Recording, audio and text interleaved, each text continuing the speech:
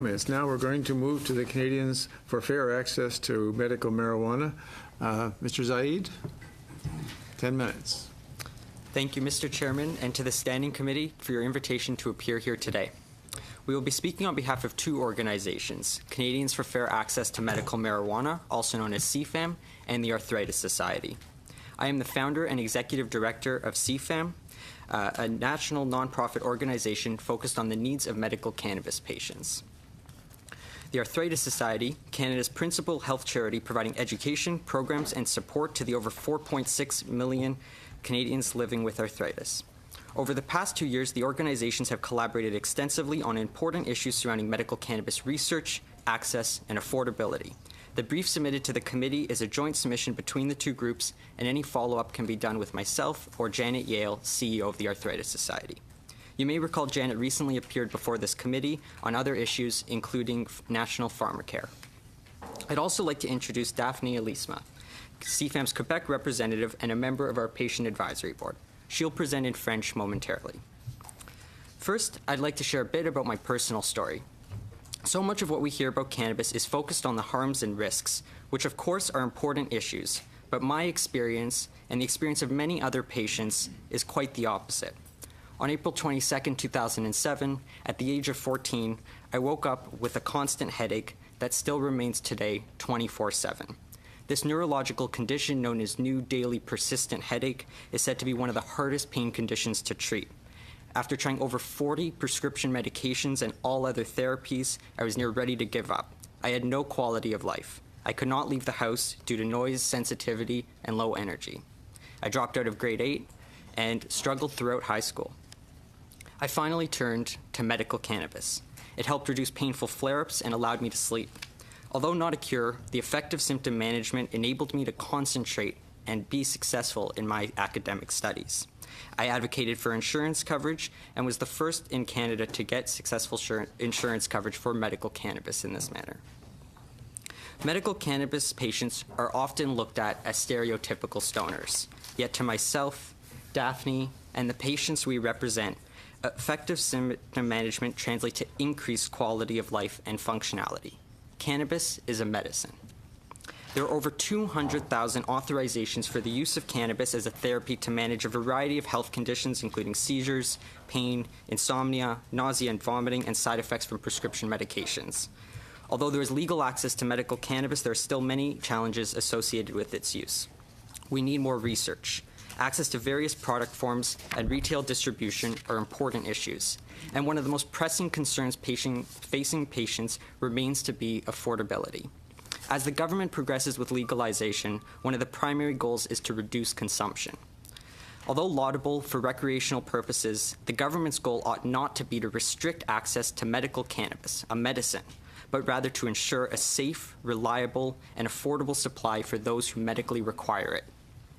There are three issues that we will be highlighting today: the importance of a distinct regulatory framework, research, and affordability, which Daphne will speak to. Although we need more research, a recent review by the U.S. National Academies found substantial evidence for the use of cannabinoids in conditions including chronic pain, MS, and chemotherapy-induced nausea.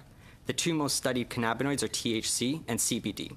THC, the cannabinoid that causes the stereotypical high associated with cannabis, has medical properties including analgesia.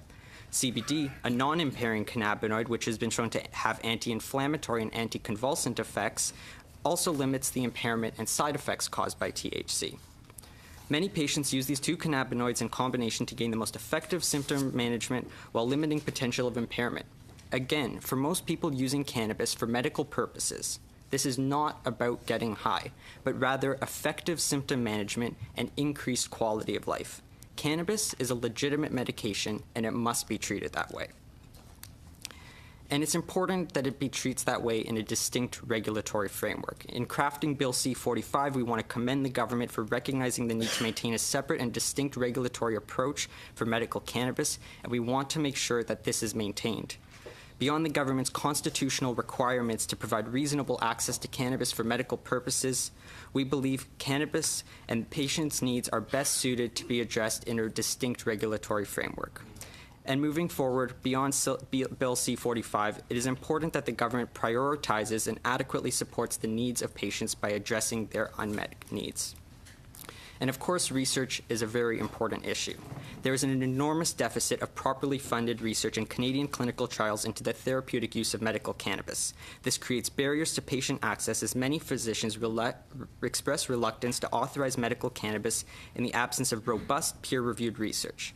The lack of scientific and clinical research has also been cited by Health Canada as a key reason why medical cannabis is not yet regulated as a therapeutic product, which affects the ability of patients to access medical cannabis through private or public drug plans.